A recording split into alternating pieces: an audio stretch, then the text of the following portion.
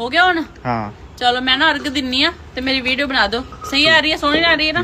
ਲੈ ਚੰਦਰਮਾ ਛੁਪ ਗਿਆ ਤੇਰਾ ਹੁਸਨ ਵੇਖ ਕੇ, ਤੂੰ ਕਹਿੰਦੀ ਮੈਂ ਸੋਹਣੀ ਲੱਗਦੀ ਆ। ਚਲੋ ਮੈਂ ਅਰਗ ਦਿੰਨੀ ਆ, ਠੀਕ ਆ? ਹੁਣ ਬੁਲਾਇਓ ਨਾ ਮੈਨੂੰ। ਨਹੀਂ ਬੁਲਾਉਂਦਾ ਦੇ। ਲੈ ਲੈ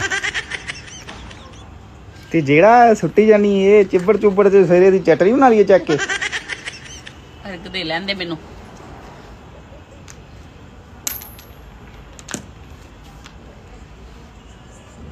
ਤਾਰੇ ਛਪਾ ਤੇ ਤੂੰ ਤਾਂ ਲੈ ਦੱਸ ਹੈ, ਚਮਕ ਪੈਂਦੀ ਆ ਤੇਰੀ, ਚਮਕ ਤੇਰੇ ਹੁਸਨ ਦੀ ਕਰਮਾਂ ਵਾਲਿਆਂ ਨੂੰ ਮਿਲਦੀ ਆ, ਐ ਨਹੀਂ ਲੋਕੋ ਮਿਲਦੀ। ਦੇਖ ਦੇਖ